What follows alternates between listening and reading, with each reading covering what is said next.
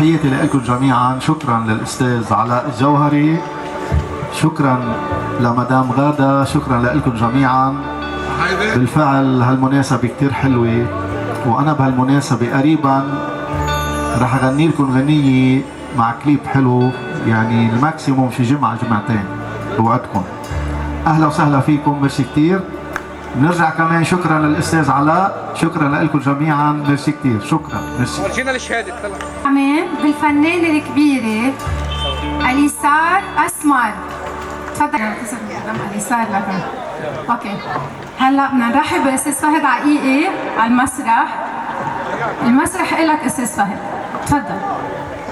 شكرا شكرا، ميرسي.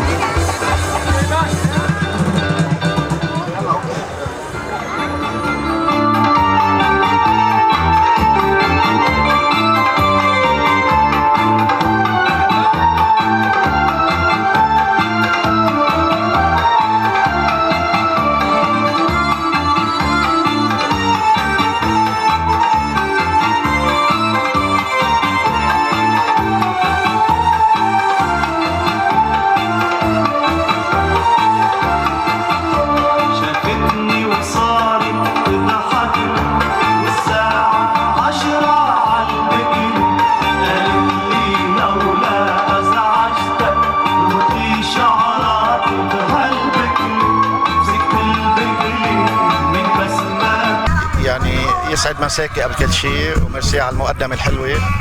وأنا بتشكر مشاهير العرب وخصوصي خينا الأستاذ علاء الجوهري. وبالفعل هالمناسبة كتير حلوة، بتعني لي كتير.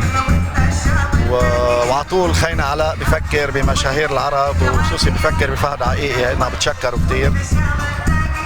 وان شاء الله قريبا هيك بصير في تعاون سوا انا وخينا علاء بالانتاج. وهلا عندي غنية جديدة قريبا بتنزل، كليب جديد، غنية بتقول ست الكل. ان شاء الله رح تعجبكم الغنية، قريبا بتنزل على التواصل الاجتماعي.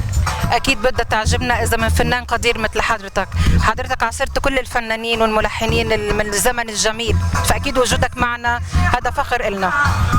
شكرا لك. وانا برجع بوجه تحيه للاستاذ ياسر رحباني، هالانسان الكبير اللي اعطاني اجمل الالحان.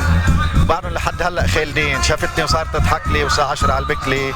ميلي بخصرك ميلي ميلي، مثل غزالي بتسرحي، غمست بعيوني، عينيك هجروني، بعد متلاقى على الشط الازرق، شو كان الليل، يا زمان رجع ايام الحب، عينيك هجروني، اجمل الحان. ميرسي كتير وشكرا خيي علاء، ثانك يو لك. شو بدي اقول لك، يعني غمرتنا بلطفك الليل. ميرسي كتير، شكرا لك. ميرسي، شرفت مشاهير العرب. شكرا شكرا، ميرسي، ثانك يو.